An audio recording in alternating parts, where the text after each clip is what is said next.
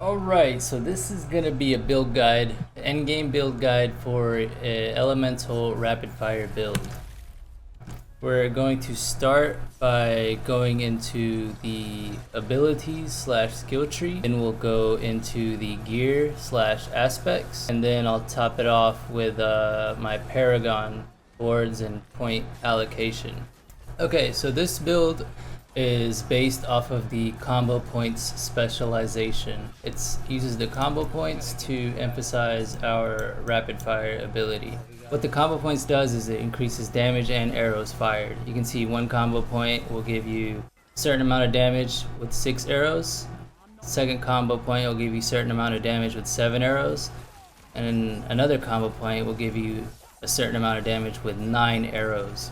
So the base ability fires 5 arrows, and you can fire up to 9 given you have attained all 3 of your combo points.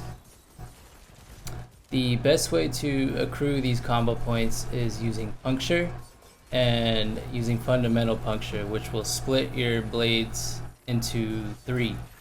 And you're allowed 3 combo points. So oftentimes you can get your combo points just with one basic attack.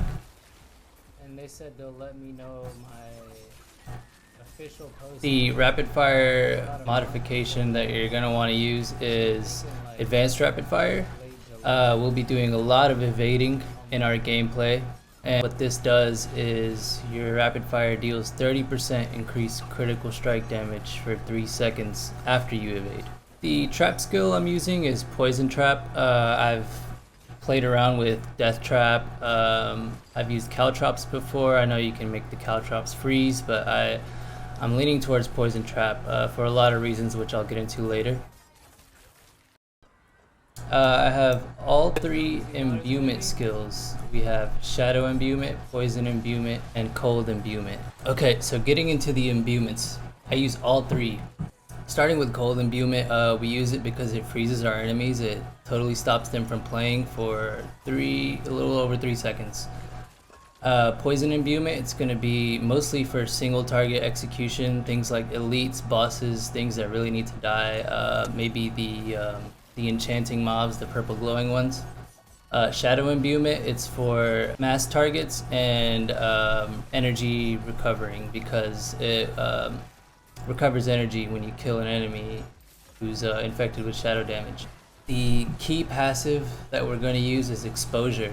Exposure is really good because we use it in tandem with our poison trap or death trap or caltrops, whichever you choose to use. What it does is it gives you lucky hit, dealing direct damage to an enemy affected by trap skill, has up to 25% chance to reduce the active cooldowns of your trap skills by 20%, and drop a cluster of exploding stun grenades that deal a certain amount of damage and stun enemies for half a second. This is really good in the poison trap, death trap build. I've used it with caltrops, any trap skill basically, and we're going to be doing a lot of direct damage with our rapid fire. When you use the imbuements on the rapid fire, you're shooting 9 arrows that have that effect. I see a lot of people use penetrating shot just because of the sheer amount of damage it does, and you can make the arrows split with an aspect, and it does do a lot of damage. But I think rapid fire with the combo points is better because it has a lot higher crit rate and a lot more critical damage. On top of that, we're using our imbuements to basically spread the effect that they give amongst the targets. Another passive ability that you really want to invest max points into is siphoning strikes. You heal for a certain percentage of your maximum life when you critically strike close enemies, and we're going to be doing that quite often with our rapid fire and our puncture. Another passive ability you want to use is precision imbuement. This gives you a certain amount of increased critical strike chance for imbued skills. And another one we like to use is agile. Using a cooldown increases your dodge chance by 12% for 3 seconds. You're really going to be rotating through these cooldowns, the shadow imbuement, the poison, and the cold, plus your poison trap. You're going to be constantly rotating between those cooldowns and increasing your dodge chance as you go. I'll be sure to give a on-screen rundown of my skill tree at the end of the video, so you guys can see and pause, more clearly things you might want to look at and allocate to your own skill tree. Getting right into the gear, you want to have a helmet that gives you plus ranks on any sort of imbuement skill. I have one that gives all 3, and I imprinted this. Critical strikes with marksman skills have up to 50% chance to grant a free dark shroud. That's solely for the damage reduction abilities that dark shroud gives you. I don't have dark shroud on my skill tree at all. Going to the chest piece, the main thing on the chest piece is imbued skill damage. You can see I got one that gives imbued skill damage, and then I re-rolled another stat line to give another stack of imbued skill damage. The aspect I have on here is, again, for damage reduction. I do push the difficulties of my nightmare dungeons very high. I'm finding that my ceiling is about high tier 50s, about 20 to 25 levels above me. The gauntlets that you're going to want to use, you want to find gauntlets that give you plus ranks of rapid fire, as many as you can get. The pants I use are their unique pants, Temerity. There's also pants for the Death Trap skill. They're called Eyes in the Dark.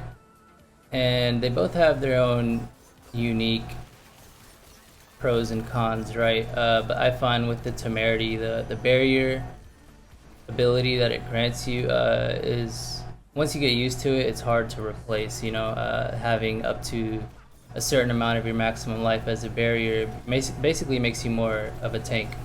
The boots, the main thing about the boots that you're going to want is attacks reduce evades cooldown. And that's really important because we're stringing together our attacks and evading. We're stringing together our attacks and evading. Evading because, remember in the skill tree portion, evading increases rapid fire's critical strike damage by 30%. On top of that, you're avoiding oncoming damage. The main aspects in this build are, you're going to want rapid fire has a chance to ricochet. You need to put that on your bow, and you want to get it as high a roll as possible because the ricochet chance is huge and it's a core part of our build. Another core item in the build is the Condemnation Dagger. Reading the aspect, it says your core skills deal 40% more damage when spending 3 combo points. Your basic skills using this weapon have a 30% chance to generate 3 combo points. What that does basically is make your combo point expenditure even stronger using that rapid fire. Another aspect that I think is really great in tandem with everything we're doing is attacking enemies with a basic skill increases the damage of your next core skill cast by 10%. So this is just allocating more damage. You're doing your basic attack up to 3 times to attain those combo points, so you're stacking more potential damage that rapid fire can dish out. Another core aspect, honestly, the rapid fire and the condemnation are huge. When you hit a crowd controlled enemy, there is up to a certain chance for that crowd control effect to spread to another enemy.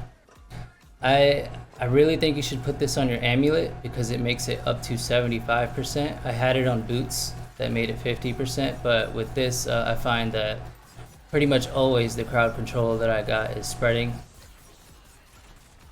Plus this gives me plus 3 ranks of all imbuement skills, so that's another benefit to that. And finally, you can mix and match your aspects.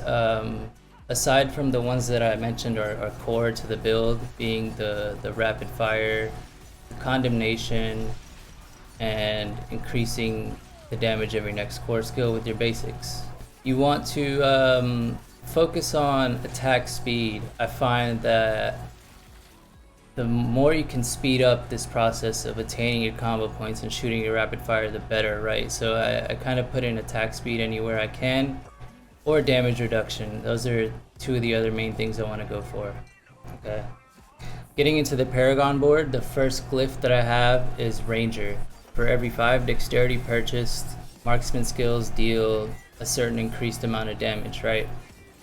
And the two skills we're using, Puncture and Rapid Fire, they're both marksman skills. So I have this one maxed out, and it's the first glyph I use, and it's currently granting me plus 92% marksman skill damage.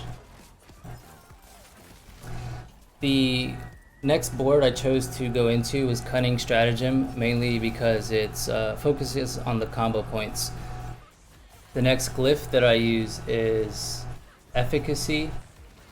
What this does is increases your imbuement skills potency by 20%, as well as grants a certain bonus to all rare nodes within range.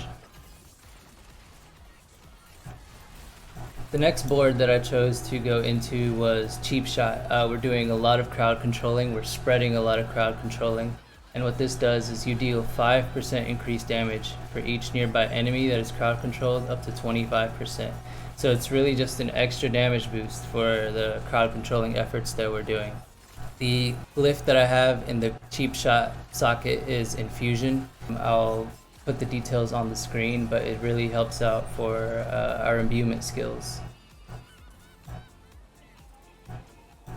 Moving on, the next board I decided to choose was Eldritch Bounty. I probably should have chosen this one earlier, but I've been building on top of what I think is the foundation of how this build plays. I may revisit it later, but for now this is how we're proceeding. I'll be sure to give you guys the Paragon board at the end of the video as well, just to see exactly how I'm doing it. I'm only level 90, so I haven't been able to, 100% optimize this build. I'm learning new things every time I play and tweaking it as I go. Another really important thing I should mention, and I'll feel bad if I fail to mention it, is within the combo point Paragon board Cunning Stratagem, there are magic nodes that will grant you increased core skill damage. You want to make it a point to go for those and get every single one of them. That's going to be the end of me talking over the build. Next, I'll probably just show you guys the full skill tree, every point I've allocated, as well as the Paragon board and the routes I took across the board. I've tried my best to explain everything and show you guys some gameplay of how it all works on the side. If you have any questions or something I might have missed, feel free to leave a comment below, and check out my other videos where I use this build going through Nightmare Dungeons.